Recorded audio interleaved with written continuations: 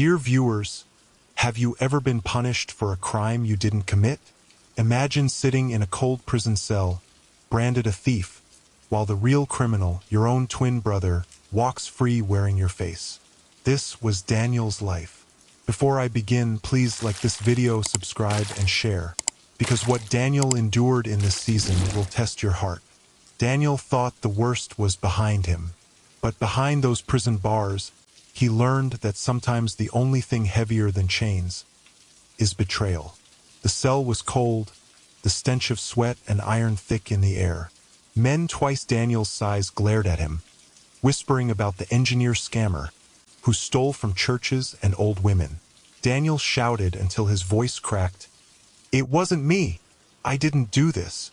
But no one believed him. The guards didn't care. The inmates mocked him. Even the newspapers carried his picture, painting him as a fraud. Nights were the hardest. Daniel would sit against the wall, whispering prayers, asking God why his own brother had done this. His mother visited once, eyes swollen with tears. "Son, I don't know what to believe anymore." Those words broke Daniel more than the prison walls. But hope flickered when Charles, his childhood friend turned lawyer, came to see him. "Daniel," Charles said firmly, "I know you didn't do this, but the evidence, stacked against you, surveillance, transactions, witnesses, they all point to you. If we don't find David, you may never leave this place." Daniel gritted his teeth. "Then find him, because I will not rot here for his sins." Amara visited, too. Her hands trembled as she touched the glass divider. "Daniel, I want to believe you, but I saw him with my own eyes. I heard his voice. If it wasn't you, then who was it?" Daniel leaned forward, desperation in his eyes. "It was David, my twin, the man who stole your heart, your trust, and now my freedom. Amara, if you love me, help me prove it." Her silence cut deeper than any knife. Outside, David thrived. He used Daniel's name to secure fake business deals, scammed more families, even flirted again with Amara through sly messages that made her question her own sanity. At church, people whispered that Daniel was a hypocrite. At work, his employer released a statement severing ties with him. His whole life was crumbling, while David laughed in the shadows. But Daniel was not broken yet. One night in prison, a fellow inmate, an older man named Reggie, sat beside Daniel. "I've seen men like you, son, innocent, but the system doesn't care about innocence. You need proof. You need to outsmart the one who set you up." Those words planted fire in Daniel's heart. He began writing, documenting everything. Dates, times, conversations. He remembered details most people would miss. The way David favored his left hand when drinking, the slang only he used, the fake names he left on contracts. Daniel was preparing for war. Weeks later, Charles arranged a hearing to push for Daniel's release on bail. The courtroom buzzed with murmurs, journalists scribbling in notebooks. And then, the doors opened. David walked in, wearing Daniel's jacket, smiling Daniel's smile. For a split second, even the judge looked confused. Gasps filled the room. Amara's hand flew to her mouth. Daniel's fists clenched.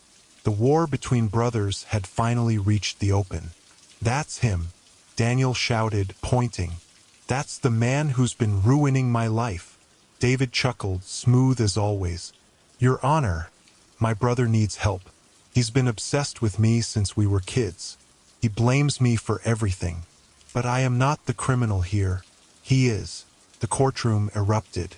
For a moment, truth and lies tangled so tightly that even those closest to Daniel didn't know what to believe.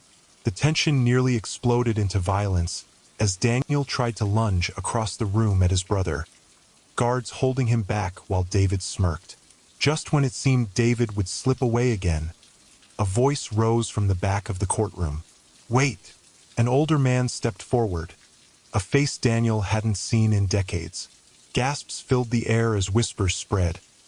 It was their father, the man who had abandoned them years ago. and with cold eyes, he said words that froze Daniel's blood. Before you punish one son, you should know the truth about both of them. For Daniel, months of torment, betrayal, and humiliation had led to this moment.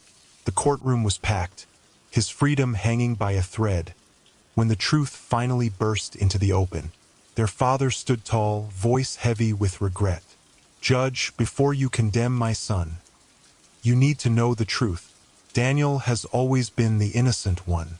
It was David, his twin, who carried my sins. His very birth was wrapped in secrets." The court went silent. Daniel clenched his fists. "What do you mean?" His father sighed deeply. "Daniel, you and David were never meant to walk the same path. I made mistakes long ago, and in those mistakes, David was born into shadows I tried to leave behind. Your mother, out of kindness, raised you both as equals, but blood carries its weight. And David, he carried mine." Gasps echoed through the room. David shot up, wild-eyed. "Don't listen. He's lying to save Daniel. I am Daniel. I've always been better, smarter, stronger." But the evidence began to roll in. Charles stood, calm but fierce. "Your Honor, here are the bank records, the hacked accounts, the surveillance." Daniel was framed. Every crime points back to one man, David. Screens lit up with videos. David, wearing Daniel's face, swindling money, signing contracts, destroying lives. The jury gasped.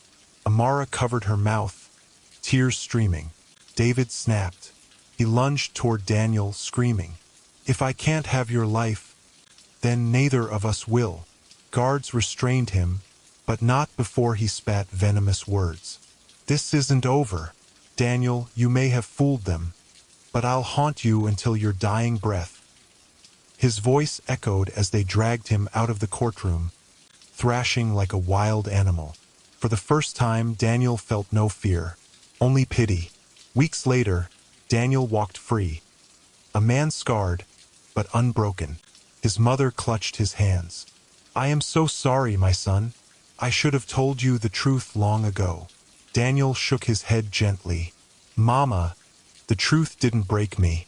Silence did. But now, we can heal." Amara, still by his side, whispered, "I don't care about the past anymore. I know who you are now, and that's enough for me." For the first time in years, Daniel smiled. A true smile. Dear viewers, betrayal hurts most when it comes from those closest to us. But remember this, your destiny is not decided by the shadows of your family or the mistakes of those who came before you. It is forged by your choices, your resilience, and your truth. Daniel lost almost everything, but in the end, he gained something far greater: freedom, identity, and peace. So I ask you, dear viewers, if someone who shares your blood tried to destroy you, would you still call them family? Or would you finally let them go? Like, share, and subscribe. Because sometimes the hardest stories teach us the strongest lessons.